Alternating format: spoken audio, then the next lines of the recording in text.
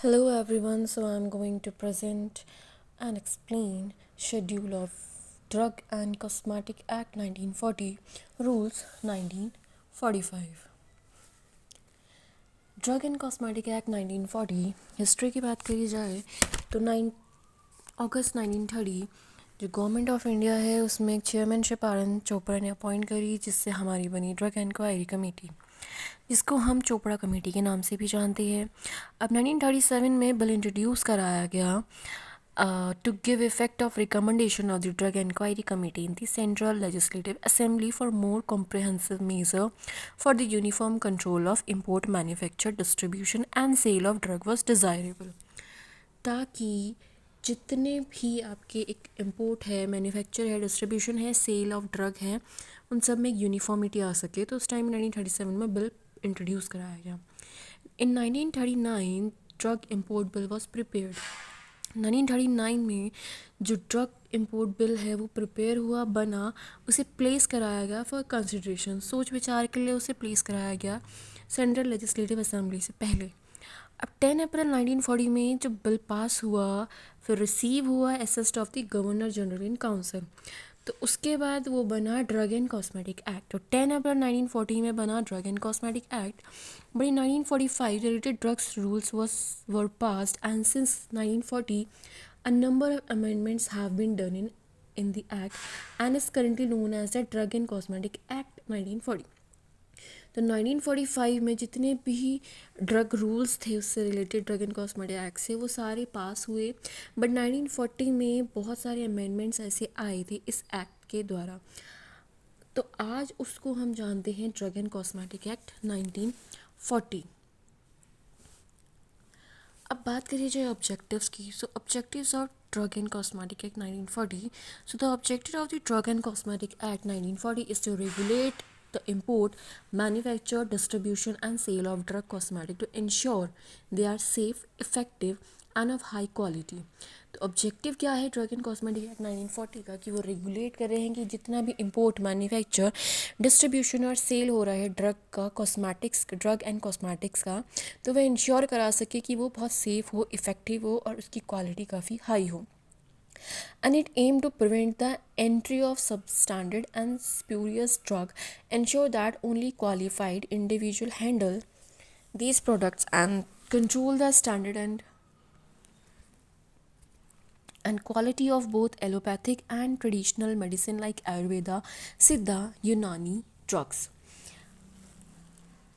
इसका एक एम क्या है कि to prevent the entry of substandard, जितने भी सब स्टैंडर्ड या फिर स्प्यूरियस ड्रग की जितनी भी एंट्री हो रही है उस चीज़ को प्रिवेंट करवाना, रोकना, एंड इंश्योर करवाना कि only qualified individual handle this product, कि क्वालिफाइड जितने भी लोग क्वालिफाइड है उसी के अंडर ये सारे प्रोडक्ट्स हम दें, और control the standard and quality of both allopathic tradition, जितनी भी एलोपैथिक या ट्रेडिशनल मेडिसिन हैं, जो आयुर्वेदा, सिद्धा, यूनानी के अंदर जितनी भी ट्रेडिशनल आपकी ड्रग्स आती हैं, वो सारी की सारी क्या हो, कंट्रोल्ड हो, स्टैंडर्ड हो, क्वालिटी उसकी हाई हो। अब वहीं बात करी जाए role of DNC act 1940।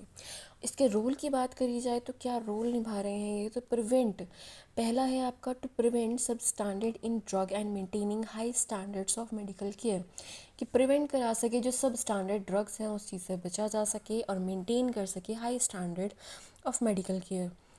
Second है आपका to regulate the import, manufacture, distribution and sale of drug and cosmetic through licence, कि जितने भी ड्रग्स आपकी इंपोर्ट हो रही हैं, मैन्युफैक्चर हो रही है, डिस्ट्रीब्यूट हो रही हैं एंड सेल हो रही हैं, जितने भी ड्रग्स एंड कॉस्मेटिक्स, तो वो किसके थ्रू हो, लाइसेंसिंग के थ्रू ही हो वो चीज़। थर्ड पॉइंट है to regulate the manufacture and sale of Ayurveda, Siddha and यूनानी ड्रग, और मैन्युफैक्चर जितने भी आपकी आयुर्वेदा, सिद्धा, यूनानी ड्रग्स हैं उनको रेगुलेट करा सके, उनकी सेल को, उनकी मैन्युफैक्चर को। लास्ट पॉइंट है to establish drug technical advisory board DTAB and drug consultative committees DCC for allopathic and allied drug and cosmetic. तो जितने भी आपकी DTAB और DCC के अंदर जितनी भी आपके स्टैब्लिश्ड हुए हैं आज तक drug, allopathic and allied drug cosmetics के, इसके अंदर आपके आने चाहिए। अब बात करते हैं मेन शेड्यूल्स की। शेड्यूल्स इन DNC एक्ट 1940। कुछ शेड्यूल जो है 1940 के अंदर आते हैं और वो आपके हैं दो schedules, first and second. So there are two schedule in the drug and cosmetic act 1940. First schedule is that कि name of book under Ayurvedic, Siddha and यूनानी सिस्टम. तो फर्स्ट शेड्यूल के अंदर जितने भी आयुर्वेदा, सिद्धा और यूनानी सिस्टम की जितनी भी बुक्स हैं उसके सब के नाम आपके फर्स्ट शेड्यूल के अंदर आते हैं. वहीं बात करी जाए कि सेकेंड शेड्यूल की, तो सेकेंड शेड्यूल में various standard to be compliant with by import drug and by drug manufacture for sale, sold, stocked और एग्जिबिट फॉर सेल और डिस्ट्रीब्यूशन. तो इसमें क्या है, इसमें बताया गया है कि जितने भी इम्पोर्ट हो रही हैं ड्रग या मैन्युफैक्चर हो रही हैं, सेल हो रही हैं, सोल्ड हो रहे हैं, स्टॉक्ड हो रहे हैं, तो उनका एक स्टैंडर्ड मेंटेन कर सके, वो सारा आपका सेकेंड शेड्यूल के अंदर आता है. अब वहीं बात करी जाए कि शेड्यूल इन DNC रूल्स 1945, जो हमने पहले पढ़ा वो था 1940 एंड ये है आपका 1945, उसके 5 साल बाद. तो उसके बाद जो आपके रूल्स आए वो सारे के सारे आपके रूल्स बहुत मेन हैं. तो पहले आपके जो रूल आता है वो आता है शेड्यूल ए. तो शेड्यूल ए की बात करी जाए तो gives the specimens of prescribed form necessary for obtaining licensing, permits, certificates, intimation and so on, and there are in about 50 form in the schedule.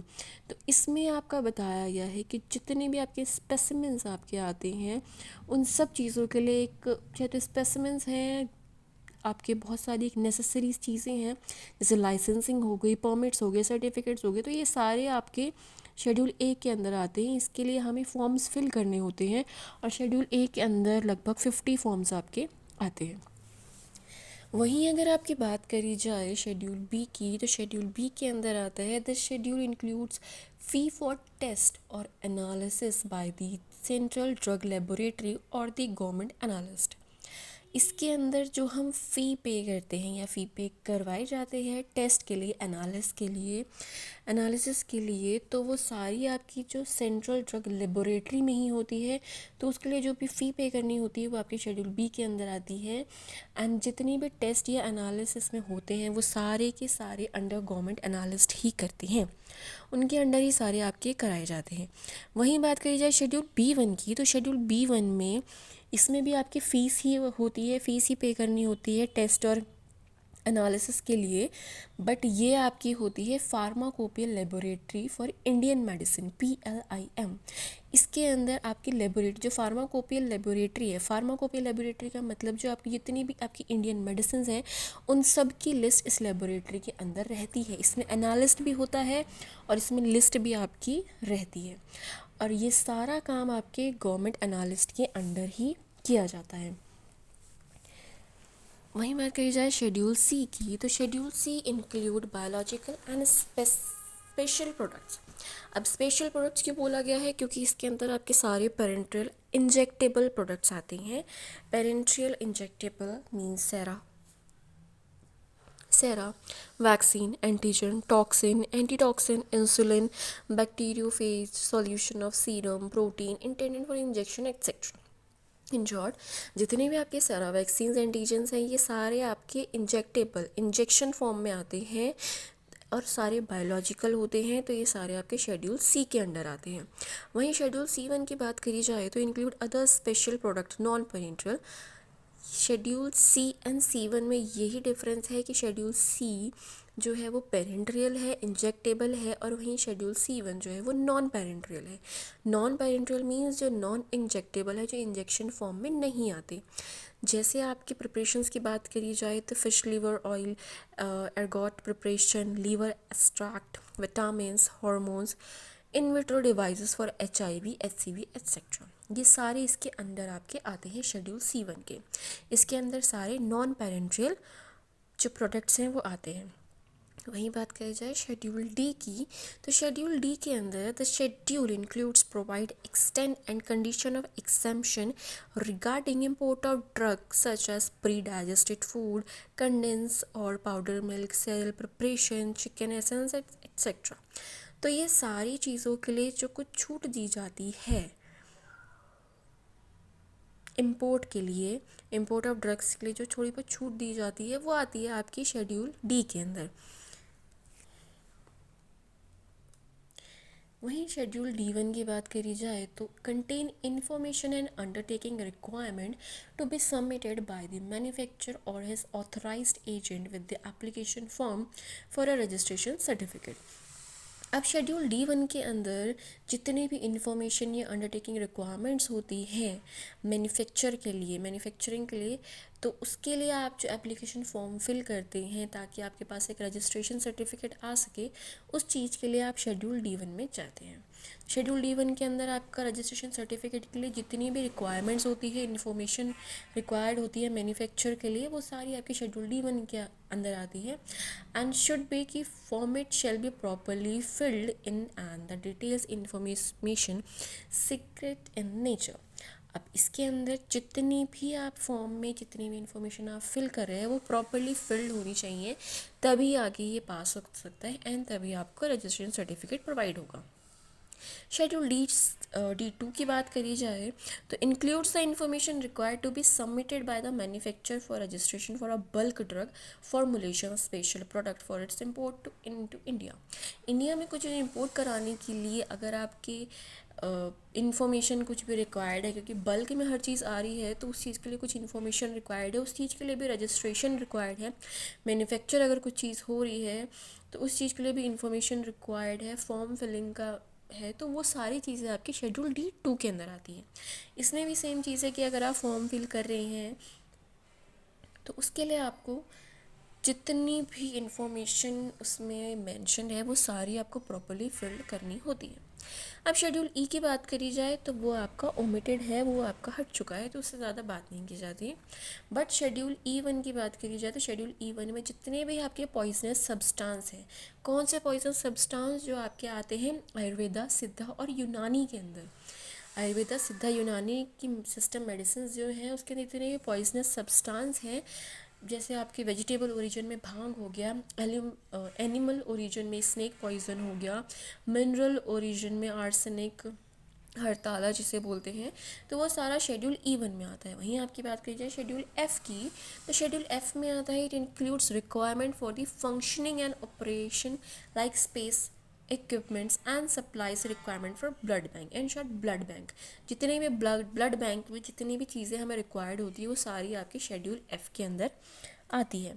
अब शेड्यूल F तो है आपका ब्लड बैंक। वहीं आपकी बात करी जाए शेड्यूल F1 की, तो शेड्यूल F1 में क्या होता है कि वो प्रोवाइड करवाता है आपकी मतलब सेराब, वैक्सीन्स वगैरह जितनी भी आपकी ब्लड के थ्रू ही बन रही है, तो शेड्यूल F के बाद आता है आपके F1 में जितनी भी सेरा वैक्सीन्स होती हैं वो सारी आपकी शेड्यूल F1 में आती है। F2 की बात करी जाए तो F2 में जितनी भी चीज़ें हमें रिक्वायर्ड होती है स्टैंडर्ड फॉर्म में, सर्जिकल ड्रेसिंग्स के लिए, इसमें आपकी बैंडेज आती है, क्लोथ आती है, एब्जॉर्बेंट गॉज आता है, रोल बैंडेज एंड एक्सेट्रा। तो वो जितने भी इक्विपमेंट्स की हमें ज़रूरत होती है सर्जिकली, तो वो आपकी F2 में आती है, शेड्यूल F2 में। शेड्यूल F3 की बात करी जाए तो standards for sterilised umbilical tape like umbilical polyester tape, cotton tape and etcetera. Umbilical जितनी भी स्टरलाइज्ड अम्बेलिकल टेप्स जो होती हैं आपकी, जो यूज़ होती हैं, जितनी भी टेप्स अम्बेलिकली, वो आपकी शेड्यूल F3 में आती है। अब बात करते हैं शेड्यूल FF की। शेड्यूल FF लास्ट है। शेड्यूल एफ एफ में आपके आते हैं जितनी भी ऑप्थेल्मिक प्रिपरेशन होती है, मोस्ट इम्पॉर्टेंट ऑप्थेल्मिक प्रिपरेशन, जितनी भी ऑप्थेल्मिक प्रिपरेशन आपकी आती है स्टैंडर्ड फॉर्म में वो सारी आपकी एफ में आती है। शेड्यूल जी की बात करी जाए तो शेड्यूल जी जो है आपकी अंडर मेडिकल सुपरविजन, कुछ भी दवाइयाँ, कुछ भी प्रिपरेशंस आपकी हो रही हैं वो अंडर मेडिकल सुपरविजन ही होनी चाहिए। कोई मेडिसिन आप ले रहे हैं तो अंडर मेडिकल सुपरविजन ही होनी चाहिए। विदाउट अंडर मेडिकल सुपरविजन अगर वो चीज़ हो रही है तो वो चीज़ आप लोगों के लिए बहुत ज़्यादा डेंजरस हो सकती है या हम लोगों के लिए डेंजरस हो सकती है। एग्ज़ाम्पल के तौर पे बात करी जाए तो जैसे मेटफॉर्मिन है, इंसुलिन है, तो ये सारी चीज़ें अगर विदाउट अंडर मेडिकल सुपरविजन अगर ली जाए तो ये बहुत ज़्यादा आपके लिए हार्मफुल हो सकती है। तो शेड्यूल जी के अंदर आता है आपका under medical supervision.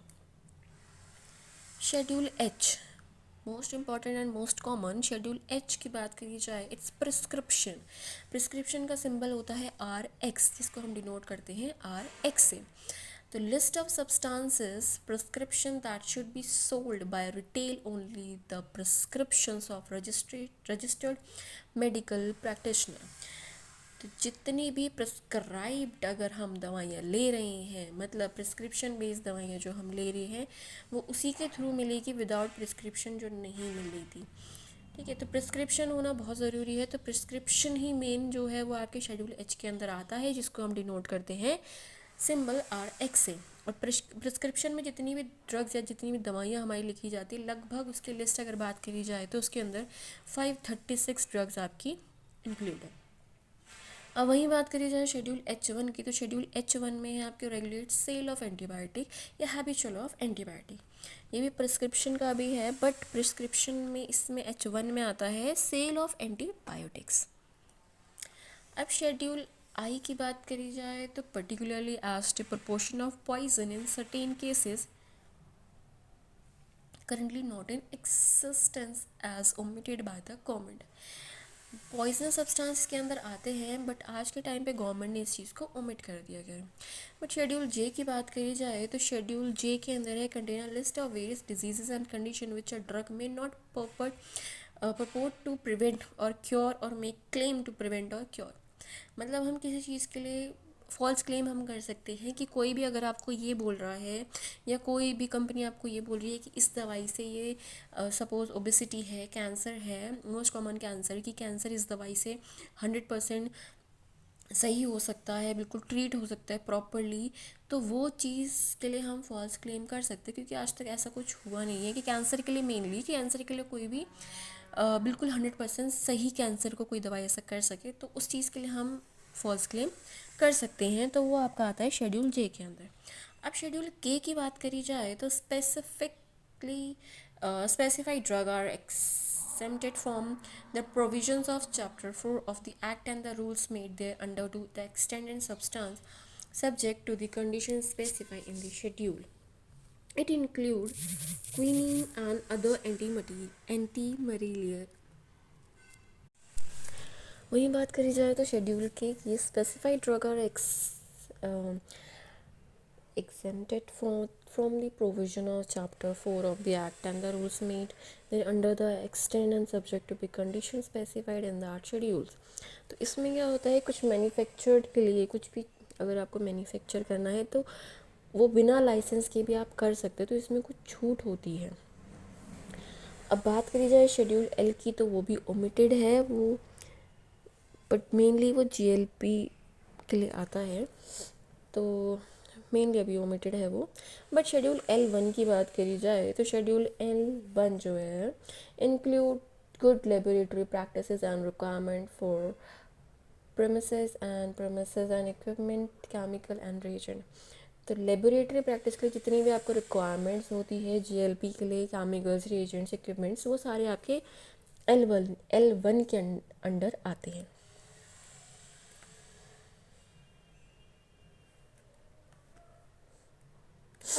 Schedule M की बात करी जाए तो शेड्यूल M के अंदर आता है includes good manufacturing practices GMP and requirement of premises plant and equipments for manufacturing of pharmaceutical products. कुछ भी फार्मास्यूटिकल्स प्रोडक्ट्स आपको बनाने हैं, उस चीज़ के लिए आपको कुछ इक्विपमेंट्स की ज़रूरत है, प्लांट्स की ज़रूरत है, या कुछ भी चीज़ों की आपको ज़रूरत है, तो मैन्युफैक्चर के लिए बेसिकली फार्मास्यूटिकली, तो उसके अंदर गुड मैन्युफैक्चरिंग प्रैक्टिसेस के अंडर ये सारी चीज़ें आपकी रिक्वायरमेंट सारी आती हैं, तो वो शेड्यूल M के अंडर आता है। अब शेड्यूल M1 की बात करी जाए तो इसके अंदर भी मैन्युफैक्चरिंग आती है, बट होम्योपैथिक ड्रग के लिए। M2 की बात करी जाए तो इसमें भी मैन्युफैक्चर है, बट कॉस्मेटिक्स के लिए। शेड्यूल M3 में भी मैन्युफैक्चरिंग है, बट मेडिकल डिवाइसेस के लिए। तो अब बात करते हैं शेड्यूल N की। तो शेड्यूल N के अंदर list of minimum equipments for the efficient running of a pharmacy, most common for pharmacy students के लिए, कि शेड्यूल N के अंदर आता है कि अगर आप फार्मेसी खोल रहे हैं, केमिस्ट की शॉप खोल रहे हैं, तो उसके लिए आपको जितनी भी मिनिमम इक्विपमेंट्स की रिक्वायरमेंट है वो सारी आपकी शेड्यूल N के अंदर आती है। शेड्यूल O की बात करी जाए तो deals with the provision application to disinfect fluid. Disinfect fluid आपके सारे इसके अंदर आते हैं शेड्यूल ओ के अंदर। इसके अंदर बेसिकली दो फ्लूइड्स का आपको मेंशन करा गया है, black and white fluid. Black fluid में क्या होता है, कोल तार एसिड का सोल्यूशन होता है, बट वो होता है होमोजीनियस डार्क ब्राउन। वहीं आपकी बात करी जाए वाइट फ्लूइड की, तो वो फाइनली डिस्पर्स्ड होमोजीनियस इमल्शन होता है, वो भी कोल तार एसिड का ही इमल्शन होता है। वाइट फ्लूइड फाइनली डिस्पर्स्ड होता है, होमोजीनियस होता है, इमल्शन होता है, एंड ब्लैक फ्लूइड में सोल्यूशन होता है। शेड्यूल पी की बात करी जाए तो शेड्यूल पी में it deals with the life period of drug and condition of the storage of drug. अब इसके अंदर शेड्यूल पी के अंदर आता है कि अगर किसी भी ड्रग को हम बना रहे हैं, मैन्युफैक्चर कर रहे हैं, तो उसका एक लाइफ पीरियड क्या है, उसके एक स्टोरेज कंडीशन क्या है, वो कितने मंथ तक, कितने ईयर तक वो एक्सपायर नहीं होगा। इन शॉर्ट मैन्युफैक्चर से लेकर एक्सपायरी तक का डेटा जो है सारा आपका शेड्यूल पी के अंदर आता है। शेड्यूल P1 की बात करी जाए तो शेड्यूल P1 के अंदर आता है जो आपने मैन्युफैक्चर कर लिया है, सब चीज़ हो गया, उसके बाद जो उसका एक पैक साइज़ है कि भैया हमें पैक साइज़ भी तो देख के मैन्युफैक्चर करना पड़ेगा ना, कि अगर कोई डॉक्टर है या कुछ भी है, अगर वो आगे प्रिस्क्राइब कर रहा है, आगे किसी को पेशेंट को बता रहा है कि आपको इतनी नहीं इतनी डोज लेनी है, तो एटलीस्ट उसमें मेंशन भी तो होना चाहिए कि अगर ओवरऑल प्रिपरेशन है तो शेल बी 30 ml, 60 ml, 100, 200, 450, तो हर एक ml के अकॉर्डिंग जो हम उसे प्रिस्क्राइब करेंगे या डॉक्टर प्रिस्क्राइब करेंगे कि बच्चे है तो बच्चे के लिए 60 ml, एडल्ट है तो एडल्ट के लिए 450 ml, तो वो सारी जो एक पैक साइज़ है सर्टेन ड्रग का, स्पेसिफिक जो एक पैक साइज़ है सर्टेन ड्रग का, वो शेड्यूल P1 के अंदर आपका आता है। शेड्यूल क्यू की बात करी जाए तो शेड्यूल क्यू के अंदर आता है list of dyes, colour and pigment permitted to be used in cosmetic and soap. तो जितने भी कॉस्मेटिक्स की चीज़ें हम बनती है, सोप्स बनते हैं, तो उसमें कुछ कलरिंग करी जाती है, डाइंग होती है, पिगमेंट हमारे को दिया जाता है उसके अंदर, तो वो सारी चीज़ों को बैलेंस्ड रखने के लिए बहुत सी चीज़ें होती हैं और उसकी एक लिस्ट होती है कि हमें ये चीज़ इसमें डालनी है, ये चीज़ इसमें डालनी है। तो नेचुरल कलर्स जैसे होते हैं आपके, क्लोरोफिल हो गया, रेड ऑक्साइड ऑफ आयरन हो गया, आर्टिफिशियल कलर्स भी होते हैं, कैरामल हो गया, कोल तार कलर्स भी होते हैं, तो कुछ जो है टॉक्सिक भी होते हैं और कुछ नॉन टॉक्सिक भी होते हैं, बट उसकी सारी लिस्ट जो है, उन सारी लिस्ट आपकी शेड्यूल क्यू के अंदर आती है। अब शेड्यूल आर की बात करी जाए तो शेड्यूल आर के अंदर आता है आपका mechanical contraceptive containing labels of date of manufacturing, date up to which the contraceptive is expected to retain its property. Example में CUT, कॉन्डम्स वगैरह, मतलब इसके अंदर सारी आपकी कॉन्ट्रासेप्टिव्स प्रोडक्ट्स आते हैं आपके, कि वो किस डेट में मैन्युफैक्चर हुआ है, वो सारी चीज़ें आपकी शेड्यूल आर के अंदर आती है। बात करी जाए शेड्यूल R1 की, तो शेड्यूल R1 के अंदर आता है आपका standard for medical devices and the following medical devices shall conform to the Indian standard specification laid down for the time to time by the Bureau of India Standard। इसके अंदर सारे जो भी आपके मेडिकल डिवाइसेस हैं उन सारों की लिस्ट या स्टैंडर्डली एक स्टैंडर्ड एक मेंशन करना होता है कि ठीक है इस स्टैंडर्ड पे मेडिकल डिवाइसेस बनने चाहिए, इस स्टैंडर्ड पे वो चीज़ है कि नहीं है, तो वो सारी की सारी इंडियन स्टैंडर्ड स्पेसिफिकेशन उसके अंदर होनी चाहिए, जो time to time bureau of India standards के पास जानी चाहिए। उससे पता होना चाहिए कि हाँ ये सारी चीज़ें जो मेडिकल डिवाइसेस है वो एक स्टैंडर्ड फॉर्म में हमें दी जा रही है या हम उसे यूज़ कर रहे हैं, तो वो आपका सारा शेड्यूल R1 के अंदर आता है। मीन्स कि अगर आपको बोला गया है कि शेड्यूल R1 के अंदर क्या क्या आता है, तो जैसे सिरिंज है, निडल्स है, तो ये क्या है, एक वन टाइम यूज़ है, ठीक है, वन टाइम है, डिस्पोजेबल है कि आपने वन टाइम यूज़ करा दैन उसके बाद उसे डिस्पोज कर दिया। तो ये सारी चीज़ें एक स्टैंडर्ड फॉर्म में आती है कि इस स्टैंडर्ड के अकॉर्डिंग आपको यूज़ करनी है, और ये सारी की सारी चीज़ें आपको time to time bureau of Indian standards को बतानी पड़ती हैं।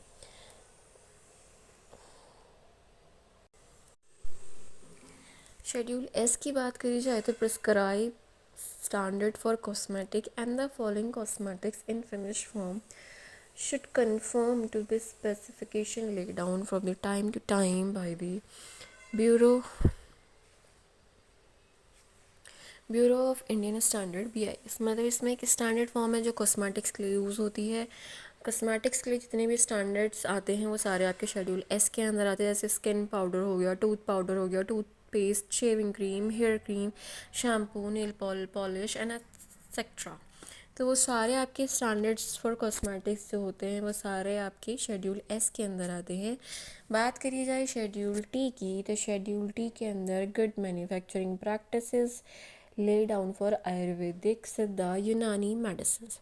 तो शेड्यूल T जो है वो रिक्वायरमेंट जितनी भी आपकी ASU सिस्टम, आयुर्वेदा, सिद्धा, यूनानी के लिए जितनी भी आपको रिक्वायरमेंट्स चाहिए होती है मैन्युफैक्चरिंग प्रैक्टिसेस के लिए, वो सारी आपकी शेड्यूल T के अंदर आती है। Schedule T।